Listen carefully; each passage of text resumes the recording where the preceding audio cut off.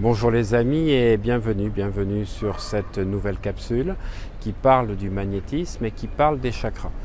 Donc dans les questions qui m'ont été posées récemment, c'est de savoir si les chakras ont une influence sur le magnétisme ou si le magnétisme c'est simplement une capacité que l'on a hérité de notre naissance, ou si ce sont des exercices qui peuvent développer donc le magnétisme. Est-ce que le magnétisme est dans les mains?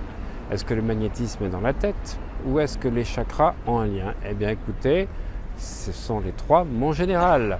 Parce que dans les chakras, on parle toujours des 7 chakras, des 8 chez les Hawaïens. Sachez qu'il y en a 108 exactement. Sachez surtout, puisque vous me posez la question sur le magnétisme et les chakras, que vous avez un chakra dans chaque main. Et que si vous réveillez et ouvrez le chakra de vos mains, vous allez développer votre magnétisme. Et oui les amis, que si vous réveillez le chakra du pied, vous allez libérer votre connexion à la Terre. Et là, je peux vous dire que non seulement vous aurez encore plus de magnétisme, encore plus d'énergie, une sexualité plus puissante, mais surtout, vous aurez un meilleur ancrage dans la vie matérielle. Et comme je l'explique souvent, quand vous n'êtes pas ancré, vous avez des problèmes dans votre vie financière et matérielle. Les ancrages, dont on parle souvent, soit ancrés, soit enracinés, ça fait intervenir aussi les chakras. Et ce que je peux percevoir par rapport aux chakras, c'est que tous les gens qui ont un magnétisme exceptionnel, mais un charisme exceptionnel, ils ont des chakras bien alignés, mais des chakras puissants. Par contre, je peux vous dire que quand vous êtes une victime, quand vous êtes pompé par les gens, quand vous êtes dans des relations pas harmonieuses, dans le couple en particulier, vos chakras ils se désalignent, ils se disharmonisent.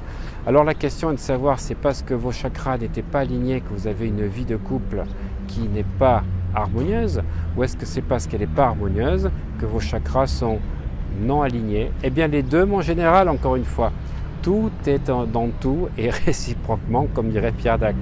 Voilà, donc quand vous découvrez la puissance qui est en vous de réalisation, que ce soit pour créer des choses ou pour réaliser, pour matérialiser des choses, ou au niveau intermédiaire ici, pour pouvoir être en relation avec les autres, eh bien tout dépend de l'énergie que vous avez dans ces différents systèmes qui sont les chakras.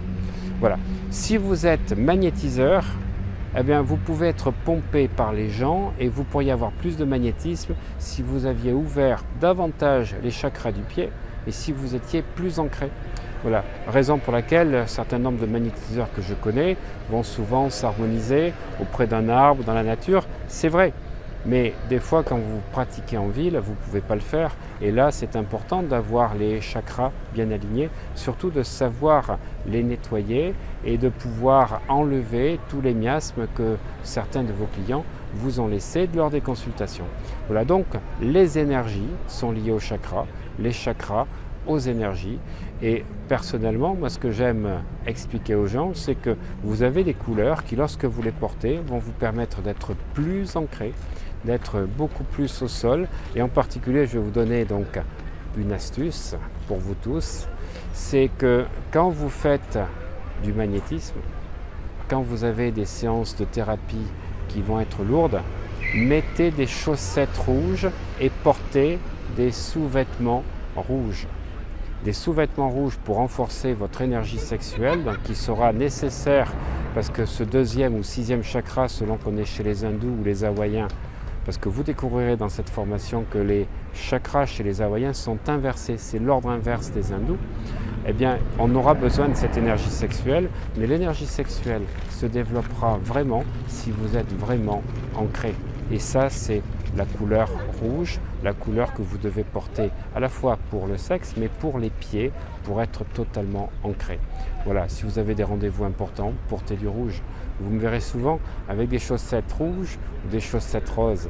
Des fois, vous verrez que j'ai des chaussettes bleues et des fois, j'ai même des vertes. Voilà, je vous en dirai un peu plus dans une prochaine vidéo. À bientôt les amis et surtout faites-moi les commentaires sur les questions que vous souhaitez sur les chakras ou sur l'énergie en général. À bientôt les amis.